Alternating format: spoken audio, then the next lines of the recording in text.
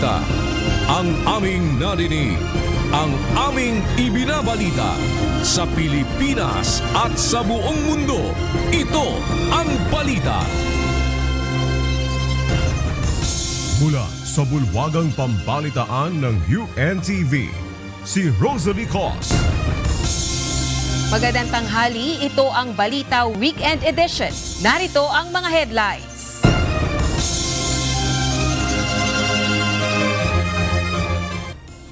Department of Transportation naka-heightened alert na dahil sa inaasahang pagdagsa ng mga pasaherong magbabalik mula sa bakasyon. Department of Public Works and Highways iginiit na walang bagong pondo para sa flood control projects sa ilalim ng 2026 budget. Umano'y palit liderato sa Kamara, itinanggi ng ilang miyembro ng majority bloc. At Ombudsman Boying Remulla, tinawag na fake news ang kumalat na balitang isinugod siya sa ospital. Nagpatupad ng heightened alert ang Department of Transportation para sa inaasahang pagbabalik ng milyong-milyong pasahero sa Metro Manila matapos ang holiday break. Pinaghahanda na ng DOTR ang mga tollway, terminal at bus station sa pagdagsa ng mga pasahero ngayong weekend. Inutos na ng kagawaran ang pagdaragdag ng traffic law enforcers, pagbubukas ng mas maraming bay area at pagtitiyak na walang roadworks na makaabala sa daloy ng trapiko. Nakadeploy din ng mga tauhan ng Land Transportation Office o LTO, LTFRB, Philippine Coast Guard at Philippine National Police upang tiyakin ang kaayusan, kaligtasan at roadworthiness ng mga sasakyan. Sa Lunes, nakatakdang magbalik eskwela at balik trabaho ang marami matapos ang mahabang bakasyon. Mayorya ng naitalang holiday road crashes ng Department of Health ng nakaraang holiday season ay pawang motorcycle accidents. Base sa datos na ilabas ng DOH, 71% ng naiulat na road crashes ay karaniwang mga aksidente sa motorsiklo kung saan 7 ang naiulat na nasawi. 5 sa mga ito ay pawang sakay ng motorsiklo habang 2 naman ang pedestrian. Mula sa 1,113 na kabuang kaso ng road injuries simula December 21, 2025 hanggang January 2, 2026, 787 o katumbas ng 71% sa mga ito ay pawang mga injury dahil sa motorsiklo. Tinuligsa ni House Assistant Majority Leader at Lanao del Sur 1st District Representative Sia Alonto Adjong ang aligasyong may 2 milyong pisong halaga umano ng Christmas bonus ang mga kongresista. Si Batangas Congressman Leandro Leviste ang nagsabing may 2 million pesos o mas mataas pa rito na bonus ang House members na pinabulaanan na ng ilang mambabatas at iginiit na bahagi ito ng Maintenance and Other Operating Expenses o MOOE. Ito ang balita. Hindi patas at hindi matapat. Ganyan inilarawan ni House Assistant Majority Leader at Lanao del Sur 1st District Representative Sia Alonto Adjong ang isa sa pinakahuling aligasyon ni Batangas 1st District Representative Leandro Legarda Leviste. Ang neophyte lawmaker ang nagpahayag na may 2 million pesos o mas mataas pa rito na halaga ng Christmas bonus umano ang mga kongresista. Nauna nang iginiit ng ilang House leaders na hindi ito bonus kundi bahagi ng Maintenance and Other Operating Expenses o MOOE ng tanggapan ng District Representatives. Mabuti po na malaman ng publiko may ganitong klaseng mga bonus na nagkataon ay halos kasabay ng approval ng budget. Noong Oktubre din, dagdagan ko po, may 1.5 million pesos na ibinigay sa araw ng pagboto para sa budget at buwan-buwan meron pong mahigit kumulang 1 million pesos per member.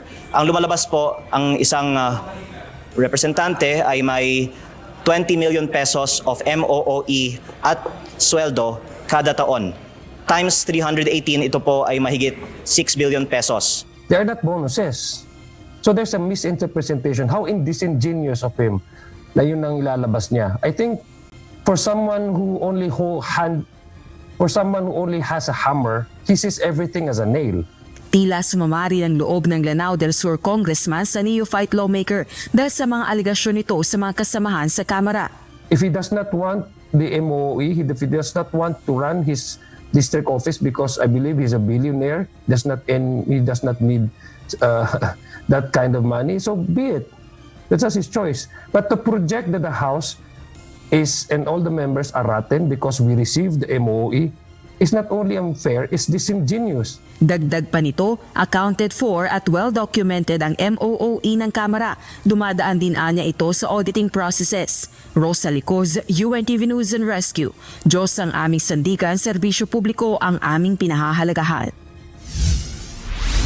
Binuksan na ng Department of Public Works and Highways o DPWH ang naisaayos na bahagi ng EDSA busway sa southbound mula Taft Avenue hanggang Orense at northbound mula Magallanes Avenue hanggang Orense sa Makati.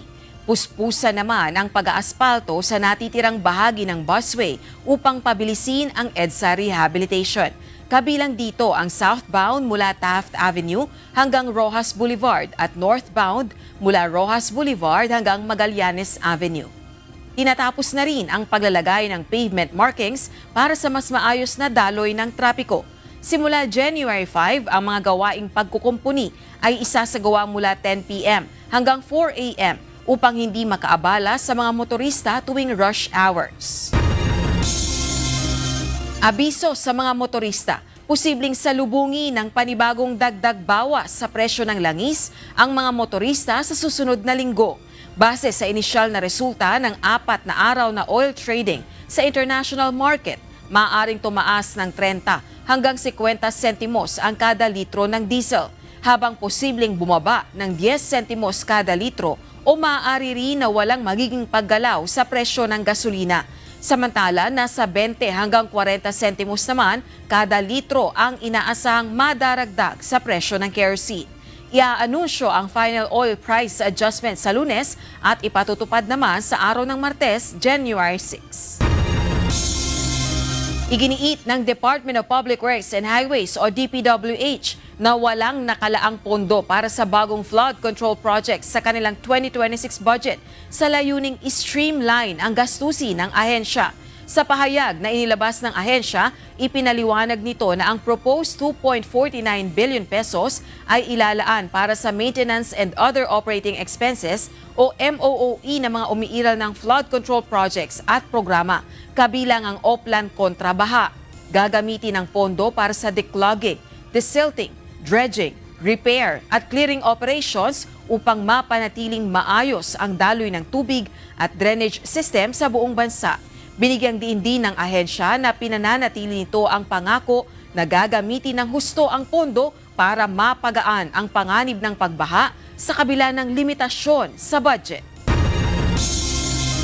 Itinanggi ng ilang kongresista sa majority block ng Kamara ang ulat na may napipintong palit liderato sa Kamara. Naniniwala naman ang isang House Deputy Minority Leader na hindi nawawala ang issue ng kudeta sa House of Representatives dahil sa flood control corruption scandal. Ito ang balita.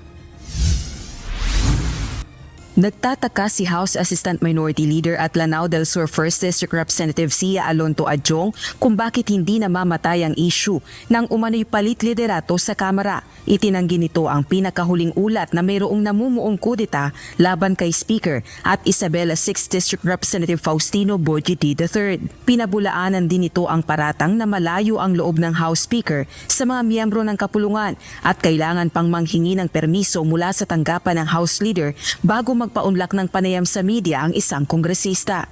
So hindi ako na nagkakaroon din ako ng tanong. Bakit lumalabas itong ganitong balita? Well, in fact, when you are in the House of Representatives, you see the opposite of what all of this balita are saying. Walang kudeta, walang instability, walang threat sa leadership. And I can tell you that straightforward.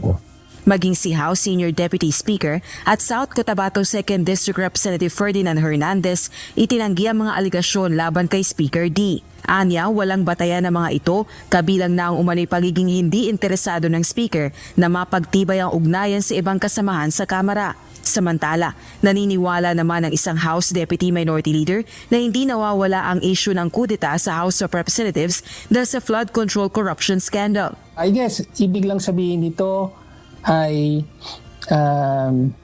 hindi consolidated ang ruling coalition, no? Unlike before.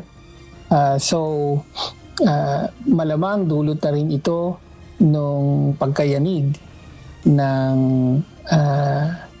na epekto ng corruption issue, ng flood control scandal. Giit pa nito, tila hindi buo ang pagkakaisa ng mga miyembro ng mayorya sa Kamara. Rosa Licoz, UNTV News and Rescue. Diyos ang aming sandigan, serbisyo publiko ang aming pinahahalagahan. Susunod sa Ito ang Balita Weekend. Ombudsman Boying Remulla, tinawag na fake news ang kumalat na balitang isinugod siya sa ospital. Southern at Central Mexico, niyanig ng magnitude 6.5 na lindol, 2 na italang patay.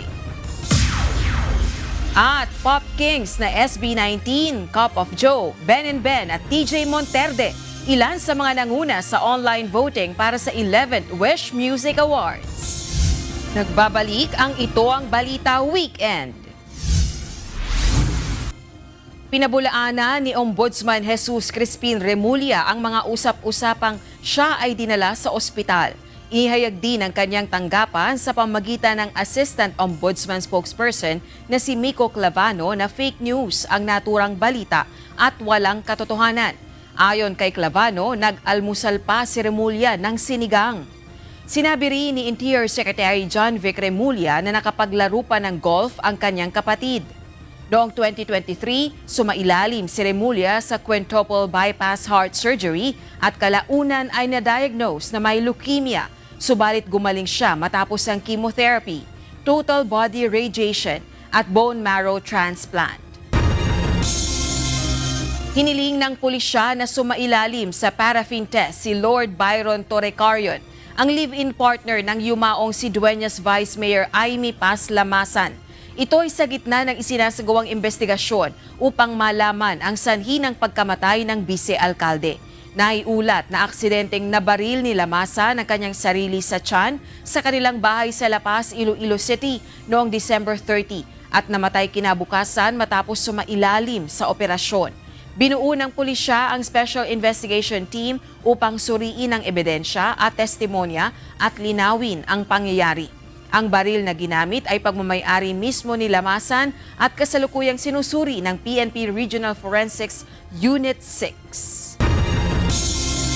Nagpapatuloy ang palitan ng mainit na pahayag ng Pilipinas at China kaugnay ng presensya ng mga barko ng China sa loob ng Exclusive Economic Zone ng bansa.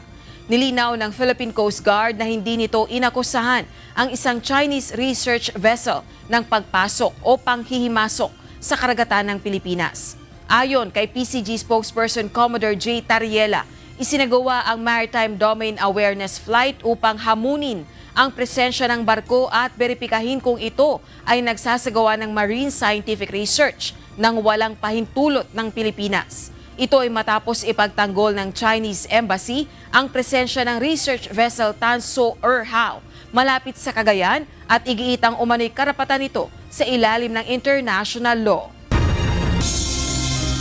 At para naman sa ating weather update, patuloy na makararanas ng makulimlim at maulang panahon ang ilang bahagi ng bansa, bunsod ng umiiral na amihan, shear line at easterlies. Ayon sa DOST Pag-asa, magiging maulap at maulan ang panahon ngayong maghapon sa areas ng Cordillera Administrative Region, Cagayan Valley, Aurora, Quezon, Oriental Mindoro, Occidental Mindoro, Romblon, Marinduque, Camarines Sur at Camarines Norte, habang makararanas din ng mahinang pag-ulan ang Metro Manila, Calabarzon, Ilocos Region at Central Luzon.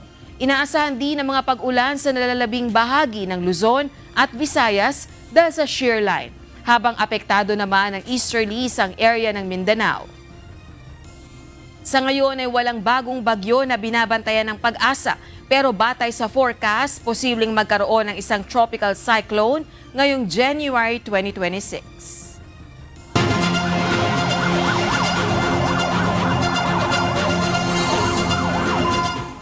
Sa unang 2 araw ng taon, magkakaibang aksidente at sitwasyon ang nirespondihan ng UNTV News and Rescue Team sa iba't ibang lugar sa bansa. Ito ang balita ni Emma Ruth Go. Ini unsa gi kinsay kuanan ni sir? Sir, initial investigation sir no. Nahitabong panagbangka karon ini sa Rolyo Pacana, Cornel Mendoza, involving duha ka motorsiklo. Accordingly, medyo kusog-kusog daw ang dagat ng isa. Nasapon niya ning motor nga nagtabok dinhi sa Pengos Mendoza. Aliko. Mo hinungdan nga nangatubong sila. Sa Cagayan de Oro City, nakatanggap ng tawag mula sa City Disaster Risk Reduction and Management Office ang UNTV News and Rescue patungkol sa banggaan ng dalawang motorsiklo sa isang intersection sa Barangay Puntod, Cagayan de Oro City, bandang 1:00 ng madaling araw, January 1. Parehong sugatan ang nagkabangga ang rider. Isa sa kanila ang nilapatan ng first aid ng UNTV News and Rescue Team at pagkatapos ay agad na dinala sa Northern Mindanao Medical Center Hospital. Samantalang isa pang rider ay inendorso ng team sa dumating na isa pang rescue unit na siya na ring nagdala sa pasyente sa Junior Borja Medical Center. Hinahinay lang yung sa pagpalagan. Kung nagdalita kay gusto ta makauli sa balay kay New Year, amping yapon kay ang disgrasya mong dili na tumatag na niya ang tugubanan sa pag-ampo para malikay ta sa disgrasya. Sa Lanao del Norte,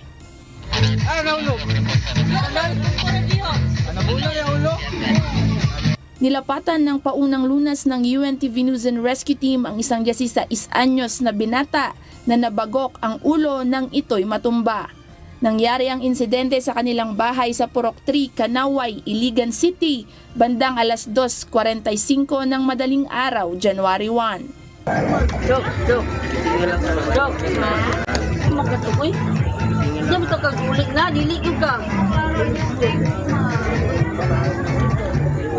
Ayon sa ina ng bata, pinapapasok niya na ito ng bahay nang biglang mag-seizure at natumba.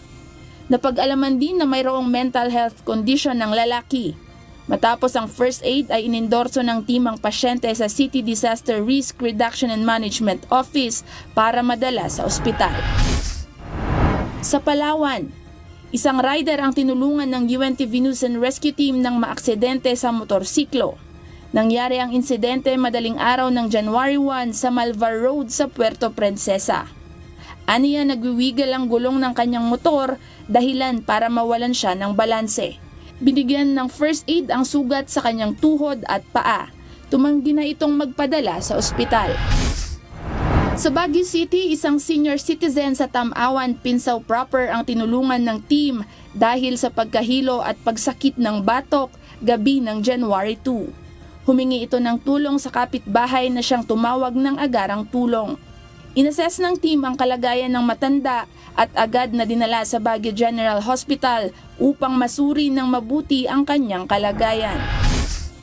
Samantala, isang lalaki sa Dizon Subdivision, Baguio City ang tinulungan ng team nang mahirapan itong makahinga bandang 9:00 ng gabi nitong January 2. Matapos i-assess ang vital signs at mabigyan ng oxygen support, agad itong dinala sa Baguio General Hospital para sa karagdagang atensyon medikal.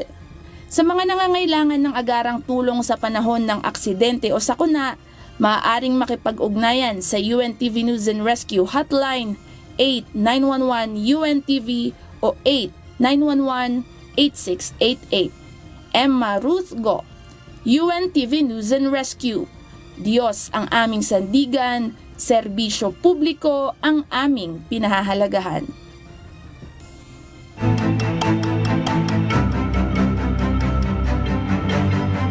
Mahigpit na ipinatutupad ang 24/7 no-entry policy sa loob ng 6-kilometer danger zone ng Bulkang Mayon sa lalawigan ng Albay upang masiguro ang kaligtasan ng publiko. Ayon kay Ginobatan Albay Mayor Gemma Ann Onghoko, layo ng hakbang na ito na maiwasan ang anumang panganib sakaling biglang tumaas ang aktibidad ng Bulkang Mayon. Pinapayuhan ng publiko kabilang ang mga magsaka at turista na huwag pumasok sa danger zone at binalaan na agad palalabasin ang sinumang lalabag sa patakaran. Inanunsyo ng municipal government ng Tampakan sa South Cotabato na hindi na sila magbibigay ng libreng pagpapaospital sa mga pasyenteng masasangkot sa aksidente na dulot ng pagmamaneho habang lasing. Ayon sa abiso ng local government unit, ipatutupad ito sa pamamagitan ng Tampakan General Hospital at magsisimula ngayong January 2026. Layunin ng hakbang na ito na mapigilan ang mga kaso ng drunk driving at masiguro ang responsable at disiplinadong pag-uugali ng mga motorista. Pinaaalalahanan ang publiko na unahin ang kaligtasan at iwasan ang pagmamaneho kapag nakainom ng alak. Nasunog ang bahagi ng ikatlong palapag ng Gaisano Grand City Gate Mall sa Buhangin, Davao City kahapon. Nagsimula ang sunog bandang alas 3:15 ng hapon at itinaas sa ikatlong alarma dakong alas 4 ng hapon. Ayon sa Bureau of Fire Protection Region 11, batay sa investigasyon, nagmula ang sunog sa linen section ng mall. Pasado alas 7 na ng gabi nang tuluyang maapula ng mga bumbero ang apoy. Wala namang naiulat na nasawi o nasugatan sa insidente.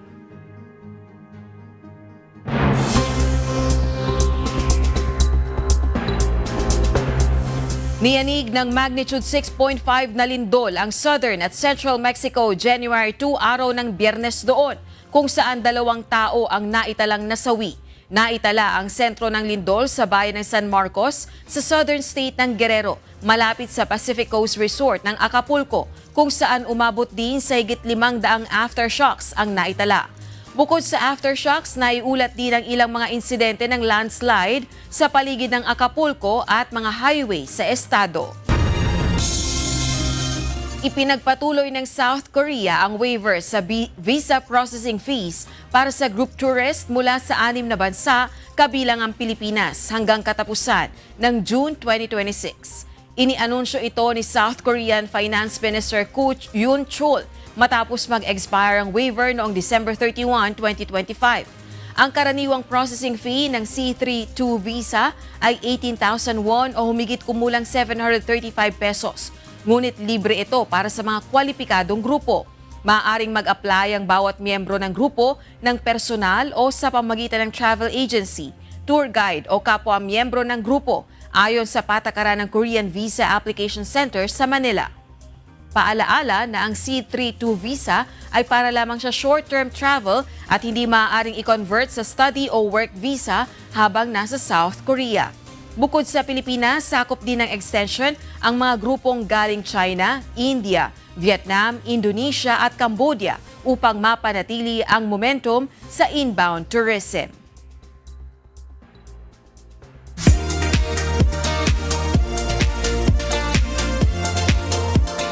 Pinabulaanan ng Miss Universe Organization ang issue na hindi na umano pagmamayari ni Raul Rocha ang international pageant.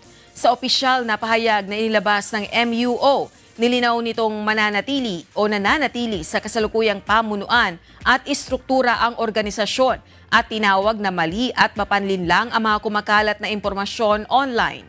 Dagdag pa nito, naghahanda na sila ng legal na hakbang laban sa sinumang nagpapakalat ng hindi otorisadong impormasyon na nakakaapekto sa integridad ng organisasyon. Binigyang diin ito na tanging sa mga beripikadong opisyal na channel lamang ilalabas ang anumang anunsyo ukol sa ownership, leadership o pagbabago sa organisasyon. Una nang naging usap-usapan ang pagbili umano ng Filipino businessman na si Chavit Singson sa Miss Universe Organization. Sa kanyang post, sinabi ni Singson na hindi na pagmamayari ni Ann Jakra Jutatip o Raul Rocha ang Miss Universe at nakipagpulong na umano siya sa ilang opisyal ng MUO para sa posibleng akwesisyon nito. Opisyal nang nagtapos ang online voting para sa 11th Wish Music Awards na gaganapin sa January 11, 2026 sa Smart Araneta Coliseum. Alamin kung sinong mga artist ang nanguna sa pinakahuling tally na inilabas ng Wish 107.5. Ito ang balita ni Joanne Nano.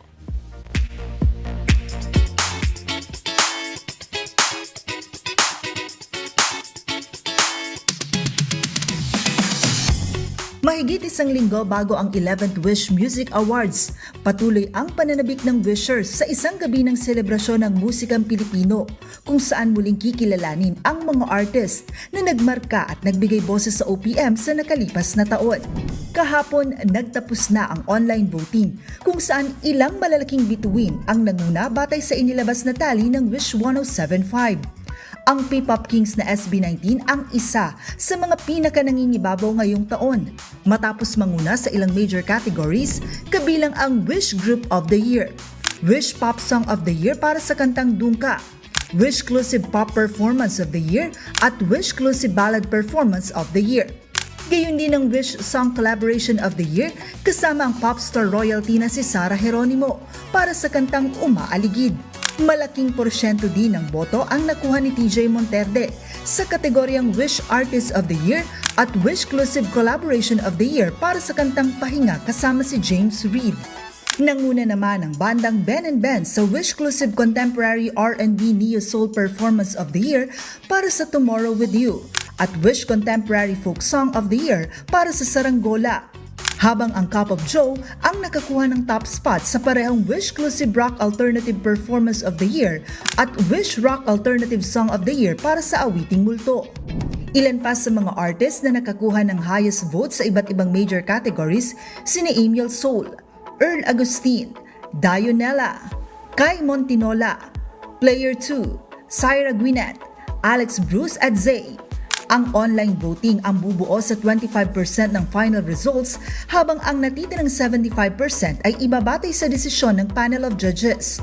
Aabot sa halos 80 acts ang naglaban-laban sa 19 major categories ngayong taon. Ang bawat mananalo ay mag-uuwi ng Wish Music Awards trophy, cash prize na 25,000 pesos at karagdagang 100,000 pesos para sa kanilang napiling benepisyaryo.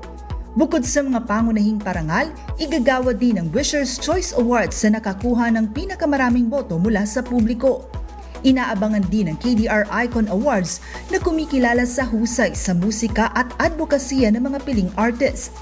Ngayong tapos na ang botohan, opisyal nang nagsimula ang countdown patungo sa gabi ng parangal, kung saan malalaman kung sino-sino ang mga OPM artists na uukit ng pangalan sa bagong dekada ng Wish Music Awards. Ang Wish Music Awards ay gaganapin sa January 11, 2026, 7pm sa Smart Araneta Coliseum. Mapapanood din ito ng live via live streaming sa official YouTube channel ng Wish 107.5. Joan Nano, UNTV News and Rescue. Diyos ang aming sandigan, serbisyo publiko ang aming pinahahalagahan.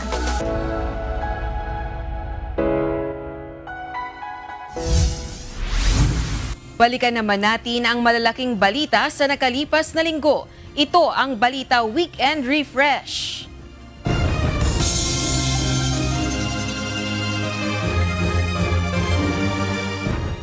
Ombudsman ilang beses na umanong inalok ng kopya ng kontrobersyal na Cabral Files.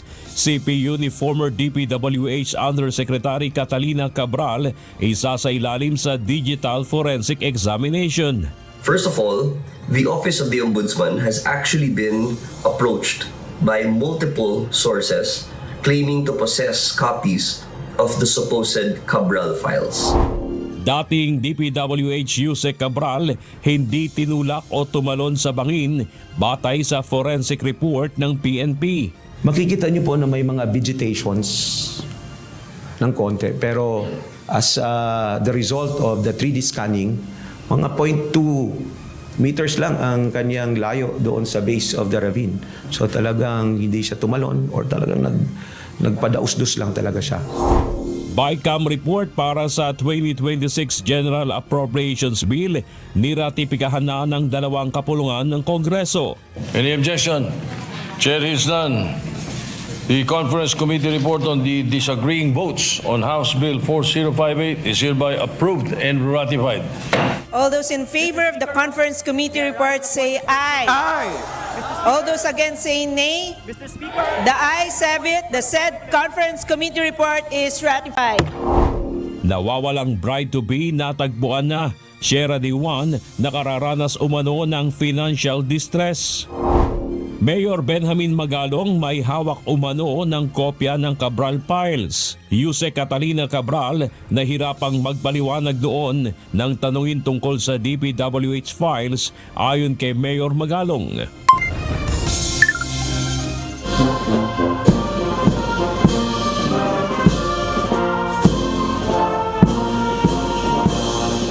Mga Pilipino, hinikayat ni Pangulong Ferdinand Marcos Jr. na ilakip ang pagmamahal sa bayan at maging responsableng mamayan. Pagpapakatatag at paninindigan sa katotohanan, binigyang diin naman ni Vice President Sara Duterte sa pagdiriwang ng 129th Rizal Day.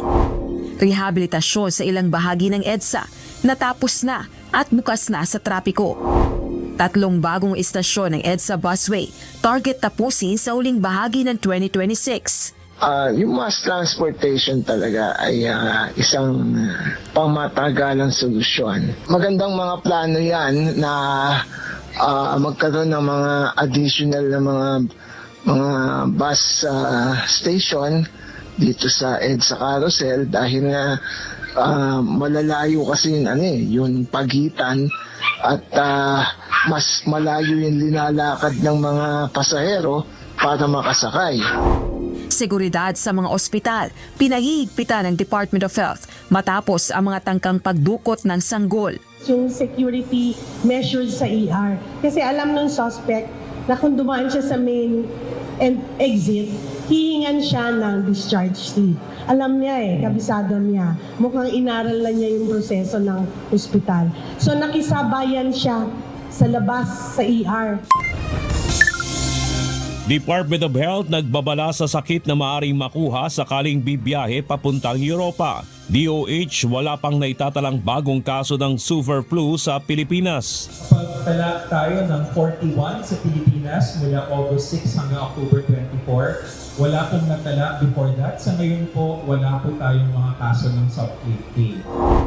89% ng mga Pilipino haharapin ang panibagong taon na may pag-asa ayon sa SWS survey.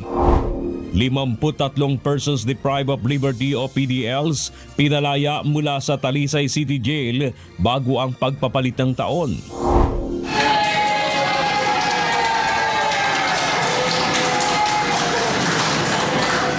Dalawang New Year babies sinalubong ng Favela Hospital sa 2026. UNTV News and Rescue Team rumisponde sa iba't ibang emergencies kasabay ng pagdiriwang ng pagpapalit ng taon. Mabuting kalusugan, masayang pamilya at malinis na gobyerno, hiling ng ilang Pinoy ngayong 2026. Ang sakit mo na hindi mo lalaman kung sakaling makunin ka, di mo alam. Pero sabi ko, pagbigyan pa naman ako ng Panginoon sa hiling ko sa 2026. Na maggumaling ako. Sana matapos na yung korupsyon para hindi na tayo maghihirap dahil sa tax ng sobrang laki. 66 na istruktura nasunog sa kasagsagan ng pagsalubong sa taong 2026. Naitalang sunog mas marami ngayong pagsalubong sa 2026 ayon sa Bureau of Fire Protection. Or alas 6 ng umaga ng Disyembre 31 hanggang January 1 ng alas 6 ng umaga, kung structural na sunog po ay 66 total at may vehicular firing po na siyam. Siyam sa nasa 11 naitalang kaso ng indiscriminate firing kasabay ng pagpapalit ng taon na aresto ng Philippine National Police. Kung hindi ako magkamali, there are 11. And dun sa 11 cases na yon, about 9 ay naka-aresto tayo doon. Taas presyo sa liquefied petroleum gas o LPG sumalubong sa mga consumers sa unang araw ng 2026. Tindahan ng paputok sa Tabuk City, tinupok ng apoy. Kung alam ko lang, hindi ako pupunta dito eh. Oo, po ba makapunta? Sige, hindi na ako babalik dito kahit totoo lang. Panguhuli sa mga e-trike at e-bikes na dumaraan sa highway nagsimula na. Umano'y pagbabawal sa panghihimasok ng mga politiko sa mga ayuda programs ng pamahalaan simula ngayong taon pinagdududahan. Ang pangunahing pinagbabawal niya ay na magpakita sa distribution ng ayuda ang mga politiko. Hindi naman po bago to. Posibilidad ng paglusob ng China sa Taiwan kailangang paghandaan ng Pilipinas ayon sa isang international affairs analyst. Based sa assessment ng Indo-PACOM, naghahanda ang China na lusubin ang Taiwan by 2027. So ang mga sasabi ko talaga, dapat natin talagang paghandaan kung ano man ang mangyayari.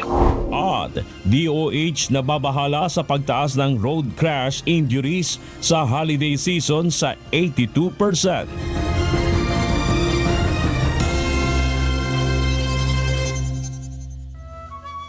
Narito naman ang salita ng Diyos na ating sandigan mula sa aklat ng Juan 12:26 na nagsasabi, "Kung ang sino mang tao'y naglilingkod sa akin, ay sumunod sa akin, at kung saan ako naroroon, ay doon naman doroon ang lingkod ko. Kung ang sino mang tao'y maglingkod sa akin, ay siya'y pararangalan ng Ama."